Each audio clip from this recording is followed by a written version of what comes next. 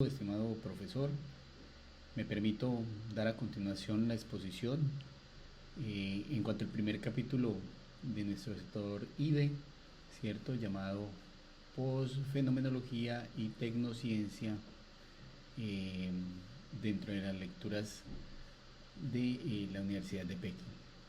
Mi nombre, Carlos Covaleda, como lo dice la diapositiva, estudiante de la licenciatura en Teología para este segundo semestre del año 2025.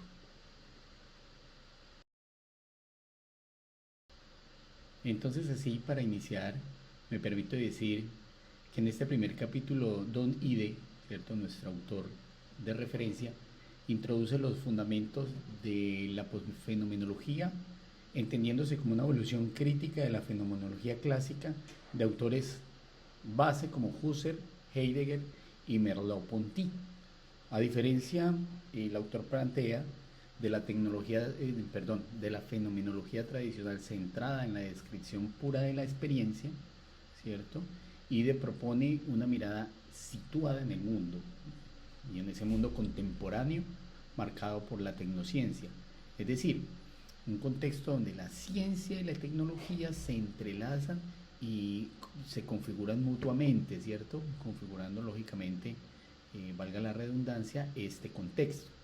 Entonces, podría decirse, analizando desde una doble mirada teológica y filosófica, este enfoque es muy, eh, o nos permite interpelar profundamente la comprensión del ser humano como co-creador y agente en el entramado tecnológico, y sin perder, lógicamente, la conciencia ética y espiritual de su acción en el mundo. Se hace consciente, toma posesión, ¿cierto?, del fenómeno, de lo que le rodea y, lógicamente, entonces en eso es co-creador, agente, ¿cierto?, de esos avances y de esa dinámica tecnológica.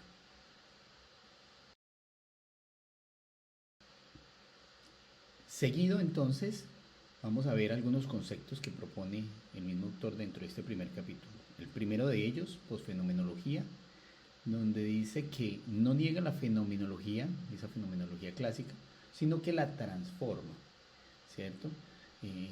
El autor dice que el sujeto ya no puede entenderse como un observador simplemente aislado, sino como un observador encarnado y mediado por instrumentos tecnológicos. Son parte de su ser, parte de su realidad. Por eso va a afirmar que, me permito abrir comillas, toda percepción humana está técnicamente mediada, ¿cierto? Es una afirmación de nuestro autor en este primer capítulo, y ello permite entrever cómo estos dispositivos se extienden y transforman nuestras capacidades perceptivas, es decir, nos ayudan también a captar la realidad, a comprenderla, a hacerla consciente. El segundo de los conceptos, el concepto de tecnociencia, ¿cierto?, expresa para IDE la inseparabilidad entre ciencia y tecnología en la práctica contemporánea. Nuestro autor subraya que ya no existe una ciencia pura, digámoslo, ni una tecnología aplicada, sino un continuo de prácticas donde el conocimiento se genera a través de instrumentos, visualizaciones y mediaciones técnicas. Eso es importante dejarlo por sentado. En cuanto a lo que tiene que ver con el giro empírico, o empirical turn, ¿cierto? Dicho en inglés, en el propio libro, este designa el movimiento de la filosofía de la tecnología hacia el análisis concreto de las prácticas tecnocientíficas. Entonces, en lugar de discutir la esencia de la tecnología, como por ejemplo hacia Heidegger, Ide se interesa por cómo los artefactos específicos, ejemplos de la realidad como microscopios, computadores, prótesis, imágenes digitales, estos moldean nuestras experiencias humanas y lógicamente las estructuras de conocimiento para hacer un tipo de comprensión y de conciencia desde esa posfenomenología.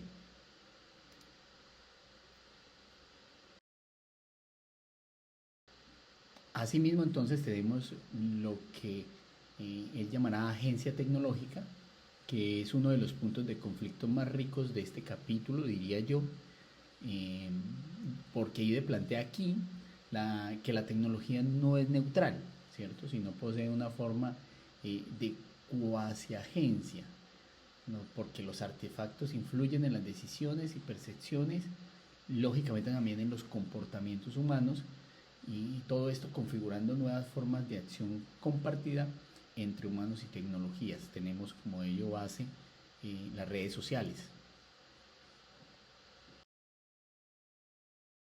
Asimismo, entonces, IDE nos pone en un diálogo crítico con la fenomenología heideggeriana, ¿cierto? Desde estos puntos de conflicto filosófico, ya que esta fenomenología heideggeriana veía la técnica como una amenaza para el ser y la autenticidad humana, en Heidegger. En cambio, en IDE se afirma que la tecnología debe comprenderse desde su ambigüedad, no una ambigüedad malsana ni malentendida, sino que puede tanto revelar como ocultar dimensiones del mundo. Asimismo, cuestiona las visiones deterministas, tecnofilia o tecnofobia, ¿cierto? Proponiendo un camino medio donde se reconoce que las tecnologías se transforman nuestra manera de habitar, conocer y relacionarnos con el mundo exterior, ¿sí?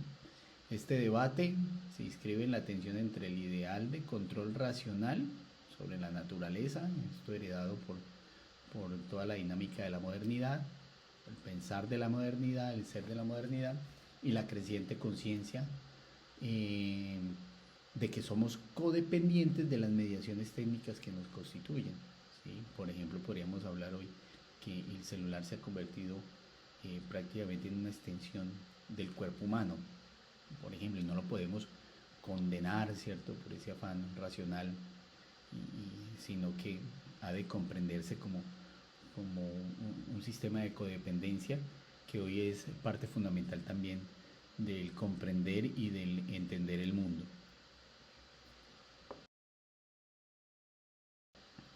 Tenemos entonces también que el autor no solaya ni mucho menos, sino que habla también de una perspectiva teológica y ética. Aquí me va a permitir meterme un poquito,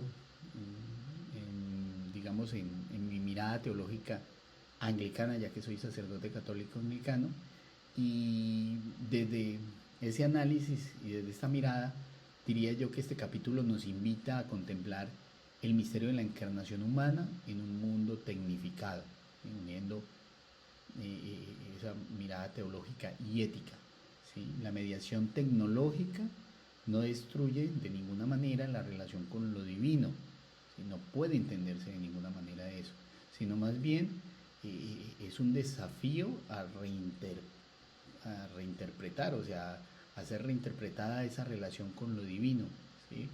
Y ya tenemos la mirada, me meto aquí sí ya un poco por lo católico romano, de un santo eh, que hace parte de la contemporaneidad y que desde su ser de la tecnología de las redes pudo llegar a hacer todo un proceso de conocimiento de Dios y de lo divino, y también pues lógicamente expresar su santidad allí.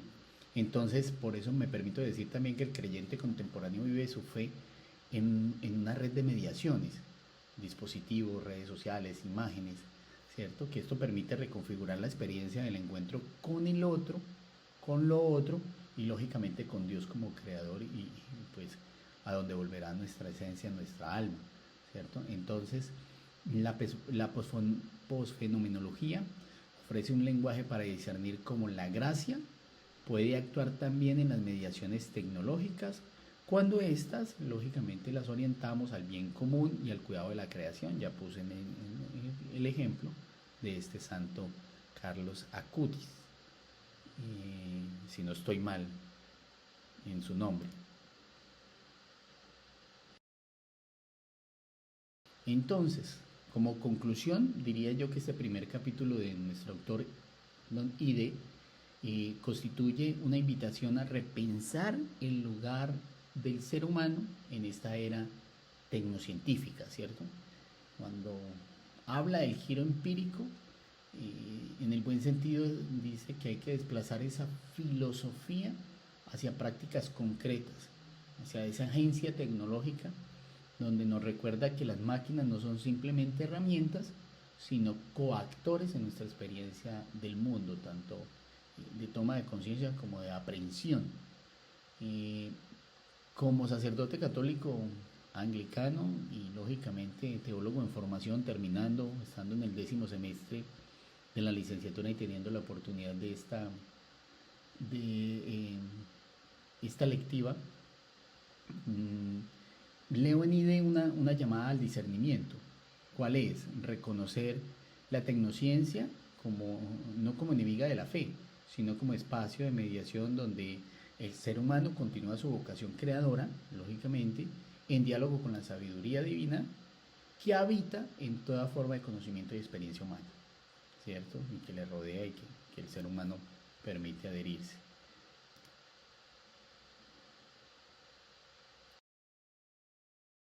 Finalizo con lo he llamado yo un cierre pastoral filosófico y me permito poner esta frase que es: en el discernimiento del mundo tecnificado, el teólogo está llamado a reconocer la huella del creador en esas mediaciones humanas, ¿sí? Donde la técnica se vuelve posibilidad de servicio, comunión y revelación.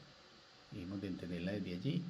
Lo saco yo como colofón de este ejercicio que fue muy interesante y significativo para mí.